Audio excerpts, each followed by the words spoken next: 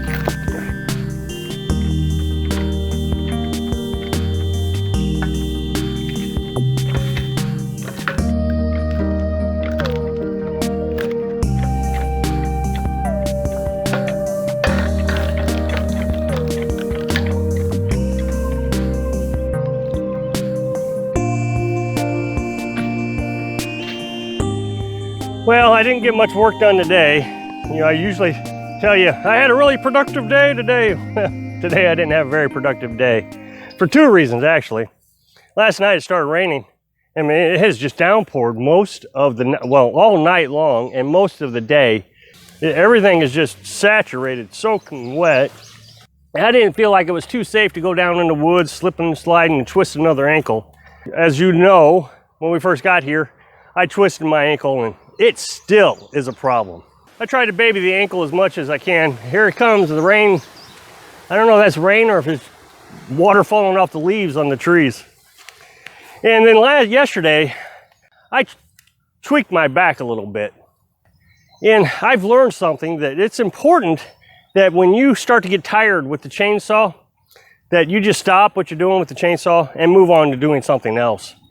I've been trying to limit myself to just cutting wood with 1 tank of gas a day. That way I don't get too tired, and then I can come and pull the wood out of the woods. I can split the wood. But yesterday, I don't know what I was thinking. I wanted to turn a log, a very large log, and I don't know what I was thinking. I just decided I was going to pick it up, and when I picked it up, I tweaked my back. I mean, it's getting better already, but I want to rest it for a couple days. I don't want to make it any worse. But I got to learn to bend my knees and test things out before I try to pick it up. That was just dumb. So, but this is a good opportunity to take a break. And this is one of the reasons I think it's so important you plan things out in advance. I told you a few weeks ago that it started getting cold.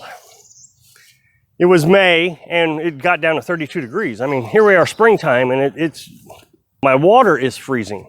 I started worrying about next winter. I said this in that video then.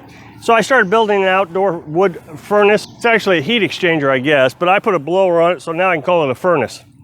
But then I started worrying about, making sure that I had plenty of firewood. Now, Carolyn and I are primarily only going to use deadfall. So most of the deadfall is already dried out pretty well. I've already got a pretty good stack of just deadfall wood right now that's cured really nice. And you can smell that smell. I wish you could smell it. That firewood season smell. I think we're in good shape. I got plenty more deadfall laying around that I need to get. If I'd have waited till October to start cutting wood and I would have tweaked my back then, there wouldn't have been any time to rest. So I would have had to just keep working through it, risking injuring myself worse. So this way, here it is May, and I can take a few days off and come back at it stronger and better than I was before. I always thought it was always good to have a plan where you can work a long period of time on something, or that you have backup equipment or backup plans if something goes wrong, where you have time to still accomplish your task without serious consequences. 10, 15 years ago, I saw a farmer had harvested half of his field. And then his piece of equipment, I guess his combine or whatever, was sitting out in the middle of the field for weeks. And I got the impression that his combine must have broke down right in the middle of harvest season.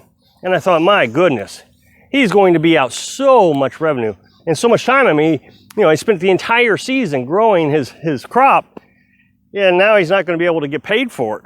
I always wondered, what's the backup plan when you're a farmer and you got $1 million piece of equipment sitting in your field not working?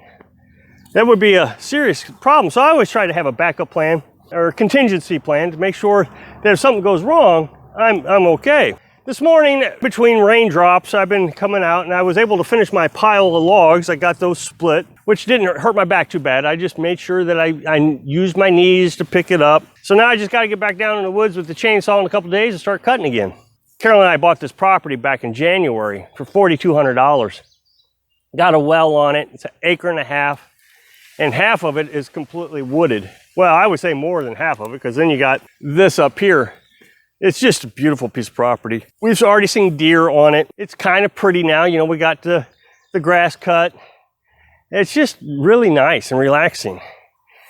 I'm not a big daydreamer. I usually don't stare off into space and lose myself very often. Well, I can't remember doing it until I got here. I'll sit down to work on something, you know, sharpen the chainsaw, for example. I noticed that the other day. Had the chainsaw sitting down on the bucket, had my sharpener in my hand, and I just started daydreaming. Just thinking about this property and the beauty and the future. Started staring at my wood pile, thinking, wow, that's a lot of wood. You know, everything about it is I'm so proud of. And I don't want anything to really drive me away from this. Would I ever have to go get a job? Business went broke again, like it did during the pandemic. What would I do? Of course, you know, I got a little bit of savings where I could try to figure out something else to do, but going to get a job would take me away from this. It's kind of depressing when you think about it, considering how much I enjoy this property. But I got to thinking about it, and this property has so much potential. I don't really need to worry about trying to make money. I really work hard, cutting wood and building a building and cleaning the place up. I have the potential to make $100 an hour on this property. I might need to buy some better equipment or even have Carolyn help me out occasionally, but it wouldn't be hard to make $100 an hour. I looked it up, and depending on your location and the season, you can get $400 for a cord of wood. And it would not be hard to cut and split a cord of wood in 4 hours. My grandma always said, penny saved is a penny earned. So here I have 2 cords of wood. That's $800. I don't have any intentions of selling, but I have saved that money. And it only took me a few hours to do it if you really think about it. It's probably taken me 2 full working days to make $800. But here's the thing. If you go to work every day, let's say you're making $10 an hour, $20 an hour, it doesn't matter, whatever you're making. Doesn't matter how hard you work, how lackadaisical you are, you make that amount of money. Let's just say it's $10 an hour, just for sake of argument. You bring home $10 an hour, and you didn't do any work, or you bring home $10 an hour, and you worked yourself to death. Next year, when raises come around, you might get a raise. But even if you're a really hard worker, you may not get a huge raise. If the company wasn't that profitable, they may just give you a cost of living raise. So really, you don't make any extra money, no matter how hard or work. But here, if I decide that I want to really double up and work really hard, I can make $800 a day. I can make $200 an hour. Or if I decide, my back hurts today, I'm not going to go out there. I can make $20 an hour. I can fluctuate my pay. And so I really don't have to worry about getting a job, because this has all the resources that I need. Because if I'm not spending the $800 on heat, for example, which is not very hard to do. I could spend $800 in a season on heat. I remember propane. I think it was $400 one time to fill up the propane tank, and I think I had to fill it up twice in just a really small, tiny house. It was outrageously high. I think that was 25 years ago. Well, here, where I can sit down and I can daydream all day long, enjoy my property. I never have to leave the property except to go get food, which hopefully one of these days we won't even have to do that very often. Right now we go about once a month, buy our food, pack our little freezer full of meat, but hopefully, we might be able to raise some animals, chickens and different things, and we won't even have to go for food that often. I used to be self-employed. I always thought, okay, I can make all the money I want, but in the end, everything I was doing was making someone else a profit.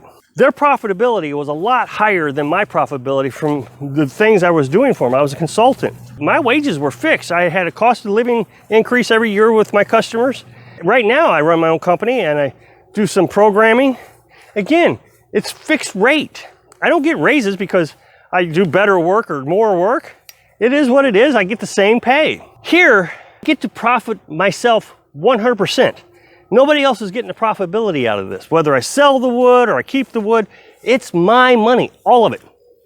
So I hope I can inspire you to live your dream and to be able to be 100% profitable to yourself and whatever that is to you, whether it's firewood or making tapestries or paintings or whatever it is. Work really hard to enjoy yourself so you daydream and you never have to leave that daydream. Thanks for watching.